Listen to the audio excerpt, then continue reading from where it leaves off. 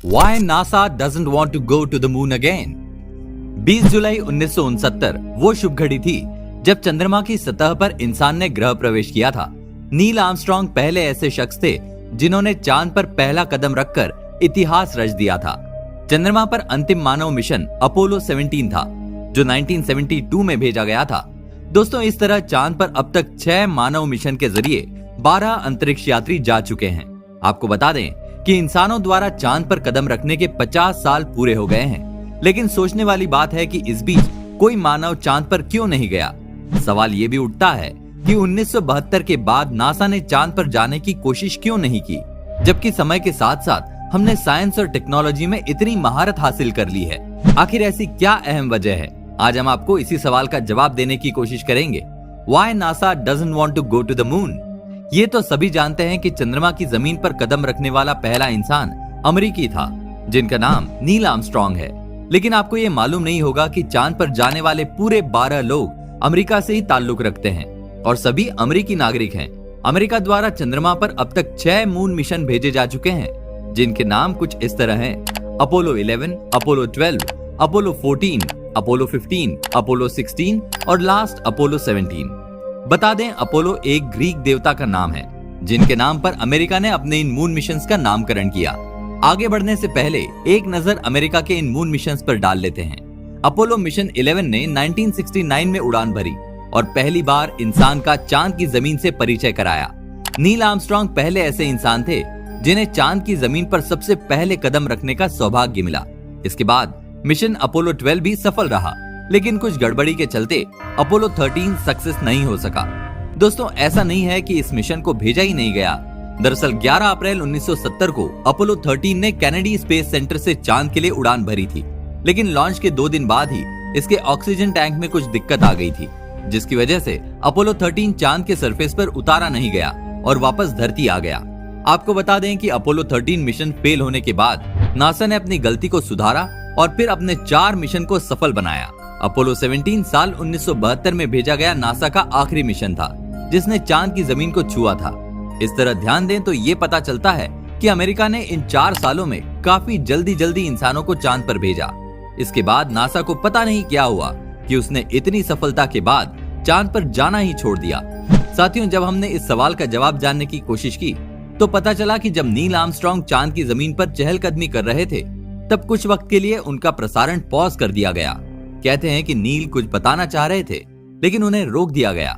कुछ जानकारों का कहना है कि चांद पर टावर नुमा कुछ चीजें मौजूद हैं। इन टावर्स की लंबाई की बात करें तो 2000 से 2500 मीटर तक बताई जाती है। एक रिपोर्ट के मुताबिक नील आर्मस्ट्रांग ने भी ऐसे ही किसी टावर को देखने का जिक्र किया था। कॉन्स्पिरेसी थ्योरी के मुताबिक इन टावर्स का निर्माण एलियंस ने किया था ताकि उन्हें सारी खबरें मिलती रहें। कुछ एक्सपर्ट का तो यहाँ तक कहना है कि नासा ने इस जानकारी को काफी सीक्रेट रखने की कोशिश की थी ताकि किसी को भी इसकी भनक तक ना लग सके। माना जाता है कि नासा ने चांद की जमीन पर बने इन टावर्स के बारे में जानकारी जुटाने के लिए ही लगातार एक साथ कई मिशंस को भेजा था। यहाँ तक दावा किया जाता है कि जब नासा का आखिरी मिशन चांद पर गया तो उनकी मुलाकात एलियंस से भी हुई थी। एलियंस ने अंतरिक्ष यात्रियों को यहाँ से चले जाने की चेतावनी देकर छोड़ दिया था।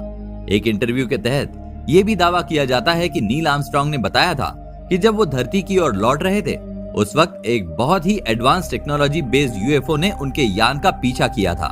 एक अन्य कॉन्स्पिरेसी थ्योरी के हिसाब से ये माना जाता है कि चांद पर एलियंस का ठिकाना है, यहाँ एलियंस निवास करते हैं और यहाँ एलियंस बेस भी है। इस थ्योरी को मानने वाले शोधकर्ताओं की माने तो चांद भीतर से खोखला है, यानी खाली है। चांद की जमीन के नीचे एलियंस की फौज रहती है और उन्होंने यहाँ अपना सीक्रेट बेस बनाया हुआ है। भले ही दोस्तों हम चांद पर एलियंस के मौजूद होने की बात को नजरअंदाज कर सकते हैं, लेकिन यहाँ कुछ तो ऐसा है जो हमारी और आपकी सोच से परे है। तभी तो नासा ने 1972 के बाद बीते 50 साल के दौरान एक भी मून मिशन नहीं भेजा। सवाल ये भी उठता है कि जब 60 के दशक में वैज्ञानिकों ने चांद की जमीन पर अपने कदम रख दिए थे, तो अब जब हमारे पास इतनी आधुनिक तकनीक मौजूद है तो नासा चांद पर जाने से क्यों कतराता है? एक रिपोर्ट के मुताबिक पहली मून लैंडिंग की 50वीं सालगिरह पर अमेरिकी स्पेस एजेंसी नासा ने कहा था कि वो जल्द से जल्द चांद पर इंसान मिशन भेजेगी। इस बार नासा महिला अंतरिक्ष यात्री को चांद पर भेजने की तैयारी कर रहा है और कार्यक्रम का नाम है आर्टेमिस। लेकिन अफसोस अभी तक कुछ होता नजर नहीं आ रहा है। जबकि नासा इससे पहले भी कई बार चांद पर जा चुका है तो अब इतना समय क्यों लग रहा है? सोचने वाली बात है। जैसा कि हमने पहले भी बताया कि नील आर्मस्ट्रांग पहले ऐसे अमेरिकी नागरिक थे जिन्होंने चंद्रमा पर पहले इंसानी कदम की छाप छोड़ी।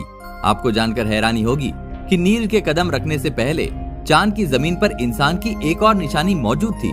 दरअसल नील आर्मस्ट्रांग ने चंद्रमा की सतह पर कदम रखने से पहले एक बंद थैली को चंद्रमा की सतह पर फेंका था। आपको बता दें कि इस थैली में नील आर्मस्ट्रांग और उनके साथ जाने वाले यात्रियों का मलमूत्र और कचरा था। इस लिहाज से ये माना जाता है कि चांद पर इंसानों के जाने से पहले कूड़े ने अपनी जगह बना ली थी। बताते हैं कि चांद पर मौजूद इस कचरे से पहले भी चांद की धरती पर कचरा मौजूद था और वो कचरा लूना 2 रूसी यान का था जो नील आर्मस्ट्रांग के कचरे से पहले वहां पड़ा था।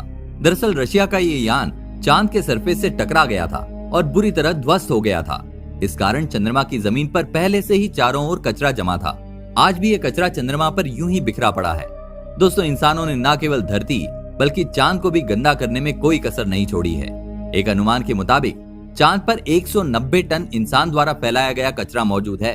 अगर हम इस कचरे को साफ करने निकले तो कम से कम 10 बड़े ट्रक की जरूरत होगी। चांद पर मून मिशन ना भेजने के पीछे एक कारण यह भी बताया जाता है कि चांद पर जीवन की कोई उम्मीद नहीं है। यहाँ जीवन पनपना असंभव सा है।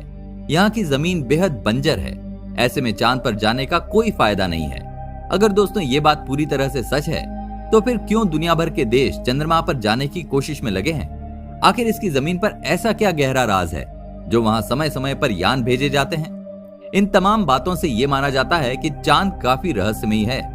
आपको बता दें कि चांद सौर मंडल में 5वां सबसे बड़ा उपग्रह है। लेकिन क्या आप जानते हैं कि चांद का निर्माण धरती से ही हुआ है? दरअसल अंतरिक्ष के फैलाव के दौरान मंगल ग्रह के साइज का एक पिंड धरती से टकरा गया था, जिसके कारण धरती के टुकड़े हो गए।